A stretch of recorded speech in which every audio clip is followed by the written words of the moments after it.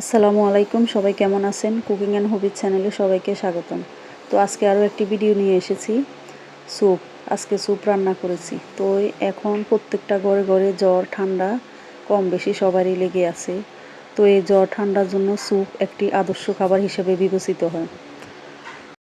স্যুপে থাকা অ্যান্টিঅক্সিডেন্ট শরীরের রোগ প্রতিরোধ ক্ষমতা বাড়িয়ে তোলে এবং রোগ নিরাময় করে।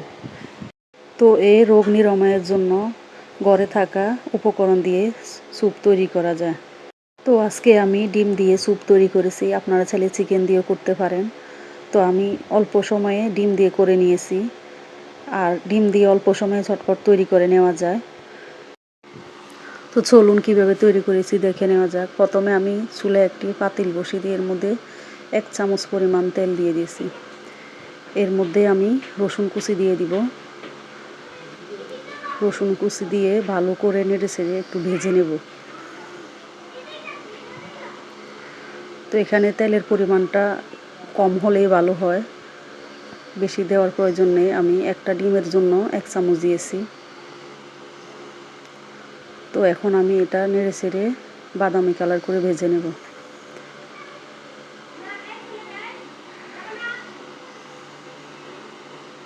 তো এই তো বাদামি কালার হয়ে এসেছে। এখন আমি এর মধ্যে পানি অ্যাড করব 2 কাপ পরিমাণ। একটি ডিমের জন্য 2 কাপ পরিমাণ পানি যথেষ্ট। তো পানিটা বলক ওঠা পর্যন্ত অপেক্ষা করব।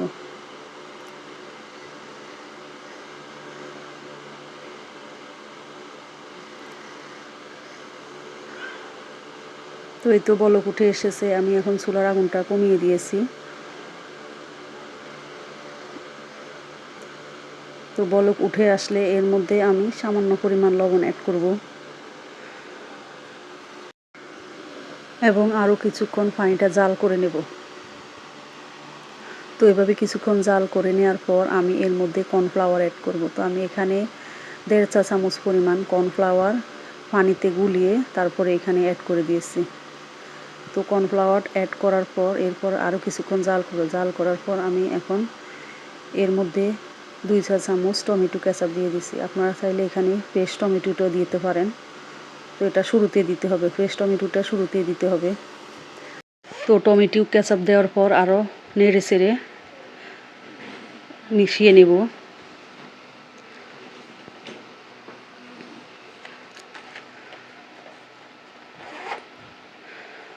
তো আবারও জাল করে নেব।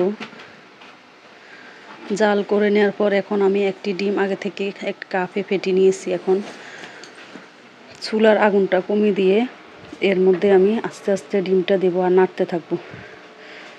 অনবরত নাড়বো না, আস্তে আস্তে একদিক থেকে ঘুরিয়ে ঘুরিয়ে নাড়বো। তো এভাবে নাড়লে ডিমের অংশটা একটু আঁশ থাকবে, একবারে মিশে যাবে না পানির সাথে। তো দেখুন এভাবে থাকবে। এরপর আমি এর মধ্যে 1 চামচ থেকে একটু কম সয়া সস অ্যাড করে দেব। অ্যাড করে দেওয়ার পর আবারও নেড়ে চেড়ে মিক্স করে নেব। এই পর্যায়ে চুলার আগুনটা আমি মিডিয়ামে রেখেছি। তো আবার 1-2টা বলক আনার পর এখন আমি এর মধ্যে কিছু কাঁচামরিচ অ্যাড করব। এখানে একটা কাঁচামরিচ কেটে দিয়ে দিয়েছি। এরপর ধনিয়া পাতা অ্যাড করে দেব। তো বাচ্চাদের জন্য খাওয়ালে কাঁচামরিচটা স্কিপ করতে পারেন। কাঁচামরিচ বাচ্চারা ঝাল খেতে পছন্দ করে না। তো আমি বড়দের জন্য করেছি, এর জন্য কাঁচামরিচ অ্যাড করে দিয়েছি। তো এরপর দিয়ে দেব লেবুর রস মিক্স করলে স্যুপের স্বাদটা দ্বিগুণ হয়ে যায়। গরম গরম খেতে ভালোই লাগে। আর এই স্যুপটা যাদের ঠান্ডা লাগে তাদের জন্য খুবই উপকার হয়।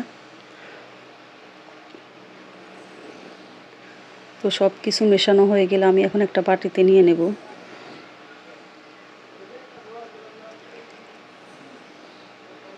তো স্যুপ রেডি। এখন আমি একটা বাটিতে নিয়ে নিয়েছি।